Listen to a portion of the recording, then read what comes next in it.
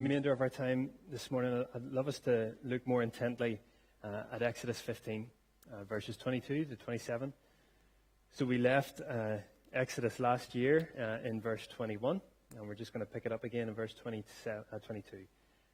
And this is going to be the first place where we see God's merciful, gracious provision as the Israelites begin this journey. And so remember, we're picking the narrative up straight after they've crossed the Red Sea. And maybe if you've got your Bible there, you can see the song that they've just been singing, praising God for his remarkable, miraculous delivery out of Egypt through the Red Sea. And then let's pick it up in verse 22. Then Moses led Israel from the Red Sea, and they went into the desert of Shur. For 3 days they traveled in the desert without finding water. When they came to Marah, they could not drink its water because it was bitter. That is why the place is called Marah. So the people grumbled against Moses, saying, "What are we to drink?" Then Moses cried out to the Lord, and the Lord showed him a piece of wood. He threw it into the water, and the water became fit to drink. There the Lord issued a ruling and instruction for them and put them to the test. He said, "If you listen carefully to the Lord your God and do what is right in his eyes, if you pay attention to his commands and keep all his decrees, I will not bring on you any of the diseases I brought on the Egyptians. For I am the Lord who heals you." Then they came to Elim, where there were 12 springs and 70 palm trees, and they camped there near the water. So we rejoin the narrative. The people move away from the shores of the Red Sea, but that means heading straight into desert. And one thing that we all know about desert is there's no water. And so it doesn't take long before the people start to notice that the hours turn into days and they are parched. Things aren't looking good, actually. Any stocks, obviously, that they brought with them from Egypt have run dry, and the hot and dry desert is not only sapping the energy from their bodies, but also the hope from their hearts. And so they grumble. And some of us may begin to wonder, how could you so quickly turn to grumbling after the Red Sea? Can you not? It's only 3 days. Can you not remember the walls of water? I mean, that's a life-changing moment. How can you then 3 days later be starting to grumble? I've never spent 3 days in a desert without water, so I don't know that I'm one to comment, but I think it is important for us to realize that the grumbling does show us something that we need to pay attention to. See, it seems that they're grumbling about a very real and pressing need. Verse 24, it's very simple. So the people grumble against Moses, saying, "What are we to drink?" That's a straightforward question to ask. It certainly doesn't seem unreasonable to ask that question as you walk 3 days in a desert. But what we do need to understand is that the question shows that their trust in Yahweh is beginning to unravel. This will become a little bit clearer in the chapters that come. But it is a warning light for us as readers that things in the hearts of these pilgrims they're not as solid as we would have hoped. So they've sang on the banks of the Red Sea 3 days later, and difficulty, real, tangible difficulty later, but they're beginning to question. And getting back to this account, we see them grumbling, and in grumbling they turn to Moses. Now Moses, in verse 25, turns to the only source of hope and strength that he knows. So in verse 24, the people grumbled against Moses, saying, "What are we to drink?" Verse 25, then Moses cried out to the Lord. His instinctive reaction is to go to his God. See, he has kept this understanding of who can really be trusted here. The people may be beginning to waver in their trust of God's ability to provide for them, but Moses knows that it is only God who can provide. It is only God who can be trusted in the midst of everything they're going through. And it's only God, as we'll see in the chapters that come, it's only God who can be trusted when things are going well and when things are going poorly, in times of need and in times of praise.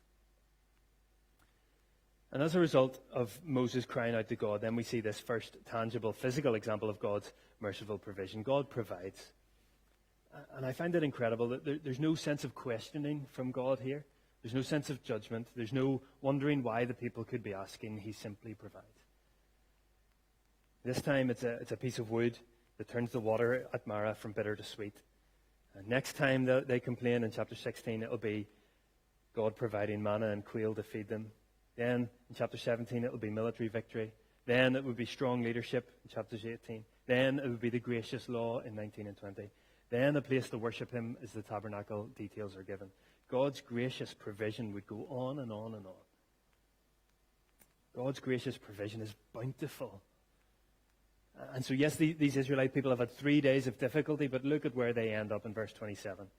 Not only does the water at Marah turn from bitter to sweet, so they can drink, but then in verse 27, they came to Elim, where there were 12 springs and 70 palm trees. It's an interesting detail, but you just get the impression that this is a bountiful provision. 12 springs, there's rushing water here, it seems. This is a place of real bountiful, merciful, gracious provision. And again, as we read this as 21st century Christians, we know that bountiful, gracious provision of God. There's a pattern emerging here of God seeing a need, of God then graciously meeting that need and meeting it bountifully.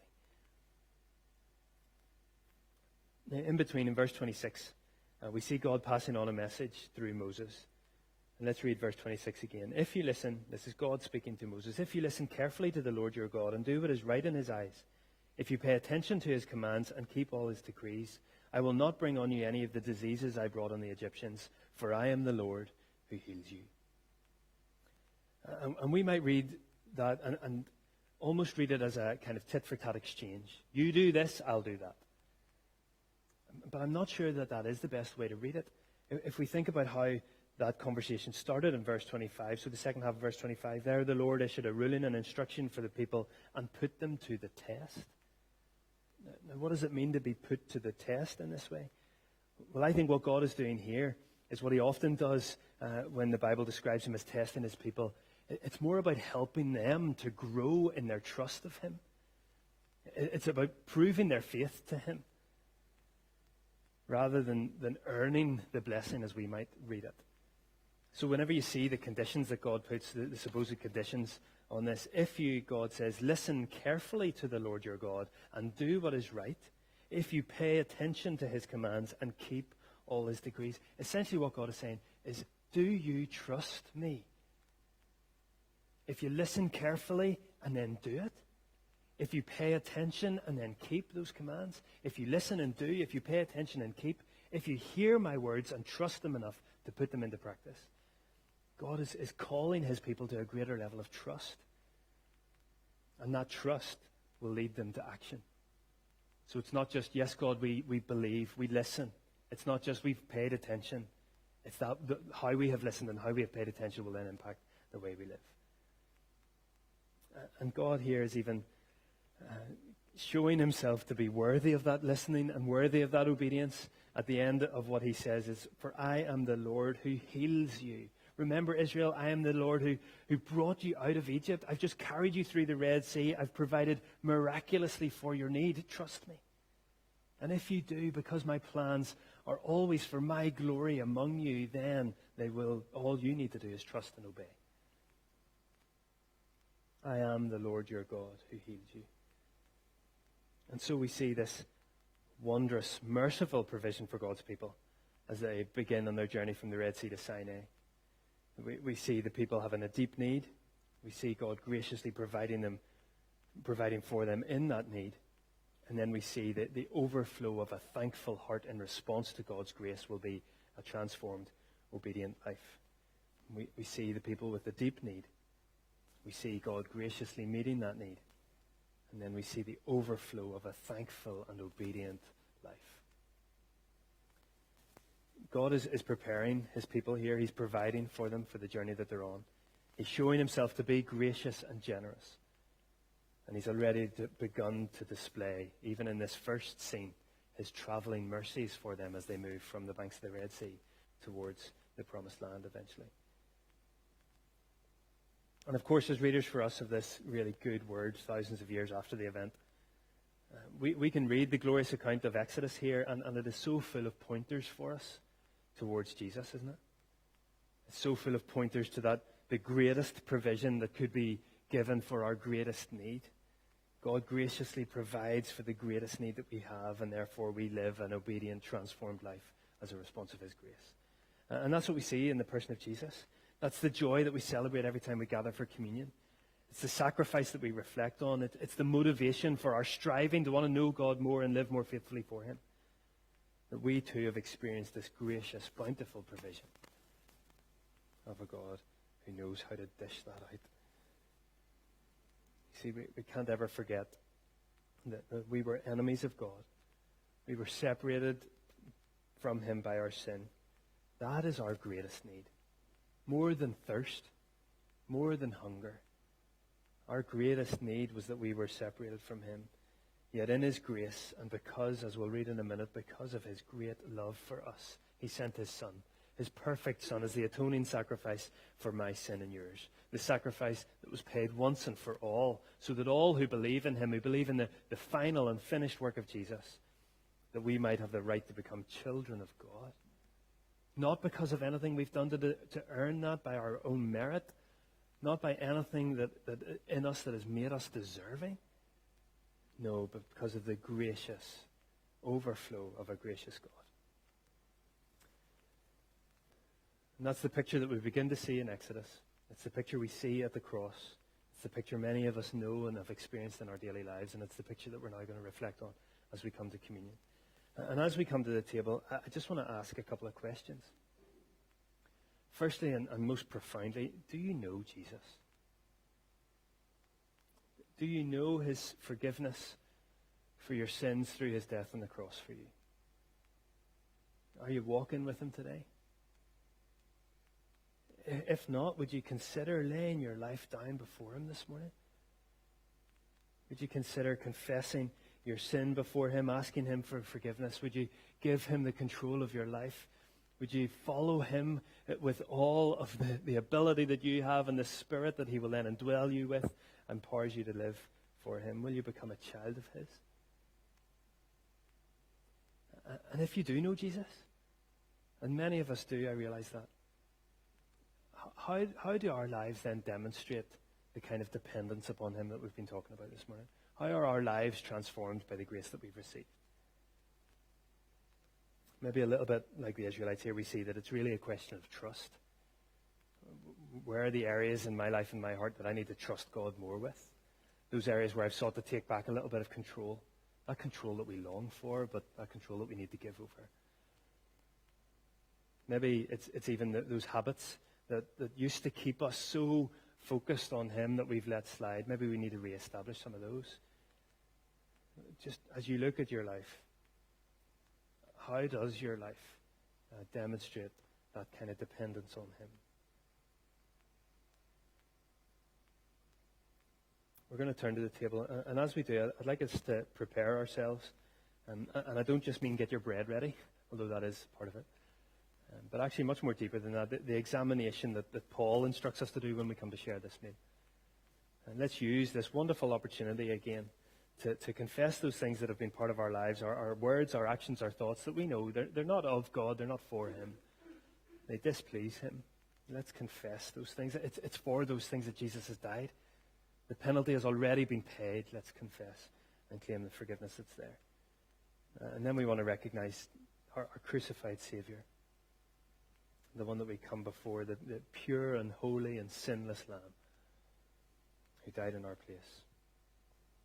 And to help us do that, I've mentioned it already, to help us do that, I just want to read some words from Ephesians 2. These are words that we've read many times before, but they're so powerful in how they demonstrate this wonderful display of grace, but also demonstrate the transformation that takes place when we have experienced that grace from where we were to where we stand now and to where we're going. This is Paul writing to the church in Ephesus. I'll read the first 10 verses. As for you, you were dead in your transgressions and sins in which you used to live when you followed the ways of this world and of the ruler of the kingdom of the air, the spirit who is now at work in those who are disobedient. All of us also lived among them at one time, gratifying the cravings of our flesh and following its desires and thoughts. Like the rest, we were by nature deserving of wrath.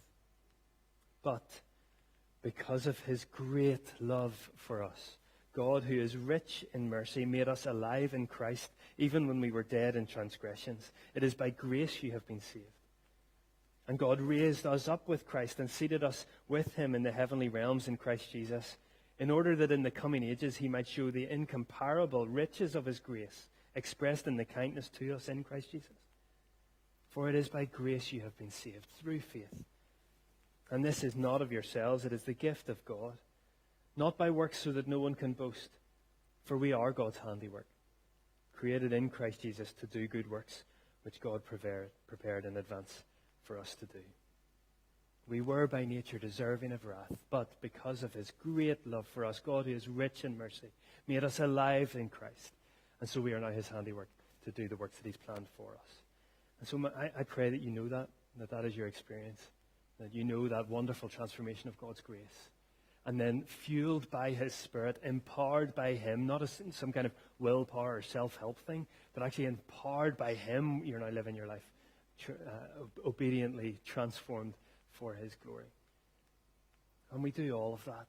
All of that is made possible for us. And we see the majesty of the grace that God had to display through the cross of Christ. And so as we come, let's prepare ourselves, as I said.